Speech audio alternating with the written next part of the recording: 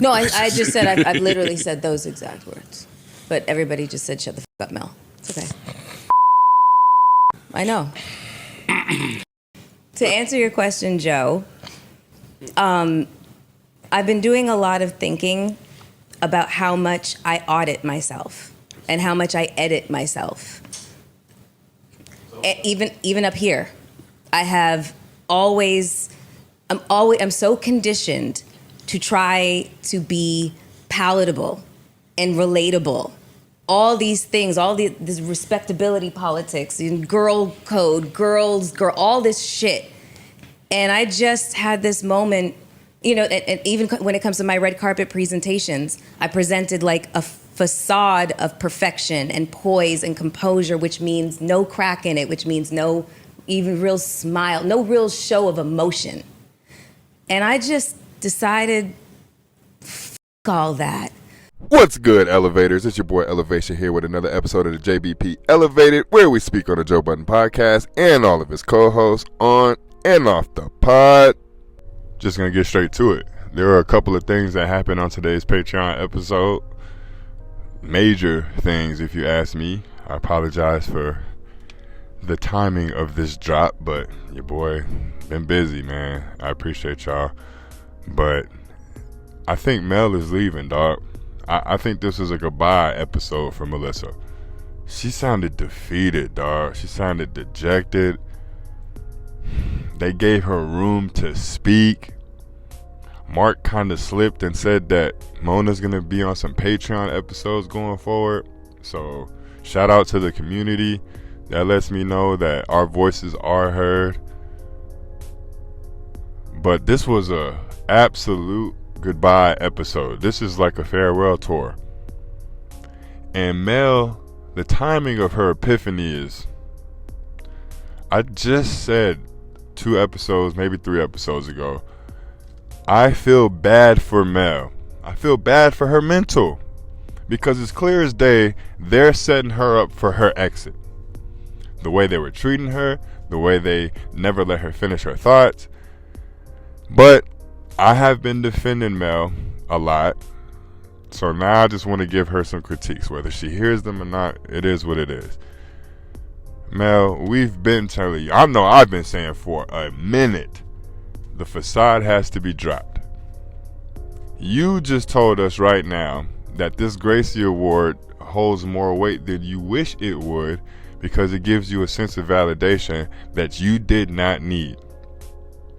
You yourself are ashamed of your video vixen days, and Mona came on the pod and showed her ass off and showed you, damn, I could have just been myself this whole time. I could have been myself this whole time, and it would have gone better than the facade of me trying to be Miss Perfect or Miss Mature or whatever angle she was trying to use.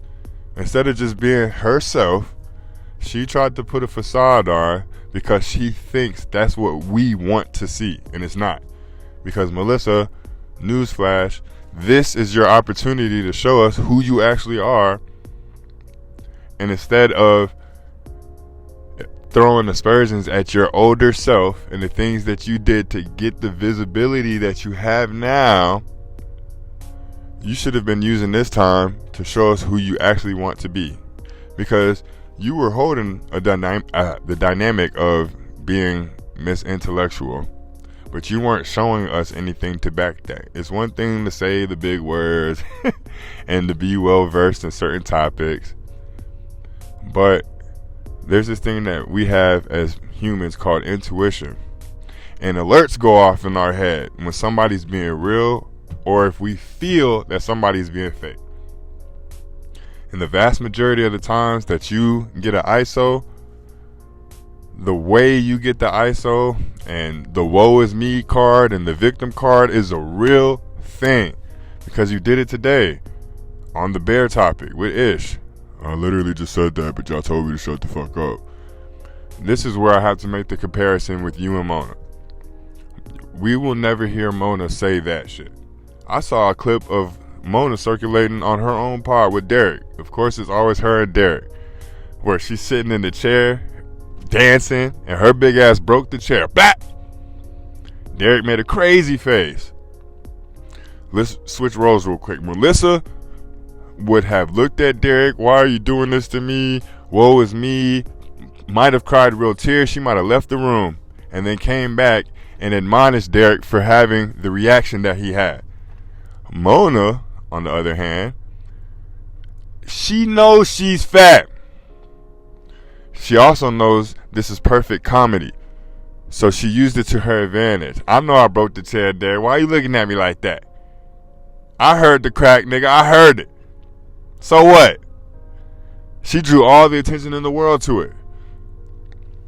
And it was funny, and it was a viral moment.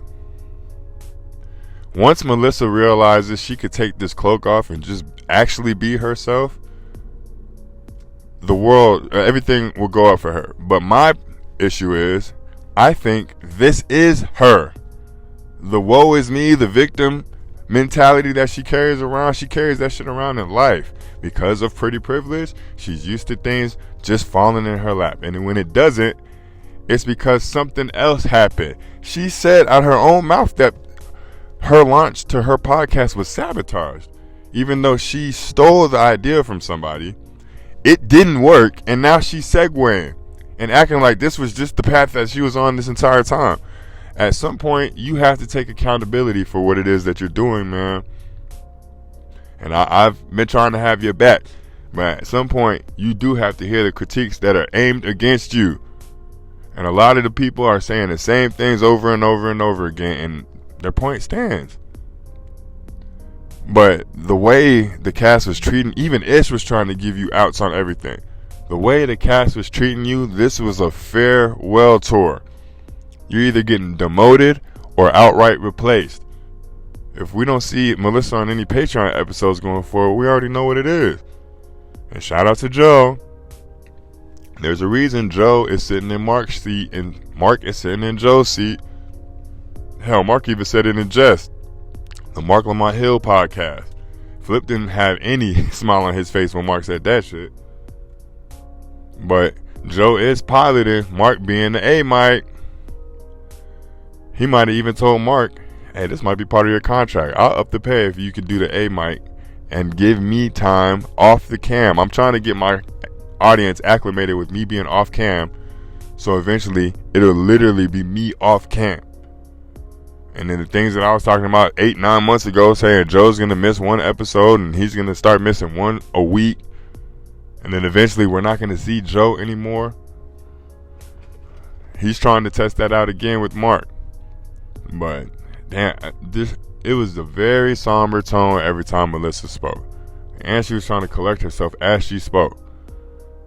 But I don't know, it's just something to pay attention to going forward, something to be on the lookout for, because they're doing, I literally just dropped my Mark Lamont Hill video this morning, and they were talking about, or I was talking about, anticipate seeing more politics and things of that sort on the show. And they had the mayor of New York, or Newark, not New York, he's running for governor, and they had a whole hour segment on that, and Mark started off leading that interview too.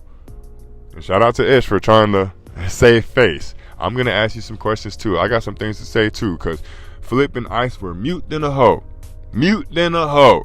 and Joe was purposely mute because he wants to see how far Mark can go carrying the show. But we already know Joe is the one winning in the end, so he doesn't care if he's visible or not. What happens when you make more money when you're on the camera less? Might never see Joe again, except at these Knicks games next year. But hey, I appreciate y'all, man. Y'all running it up. I don't even know what to say outside of thank you. Words can't even describe how I feel. But as always, like the video if you like the video. Subscribe to the page if you haven't. If you have, you already know what it is with us. We're going to keep rocking, man.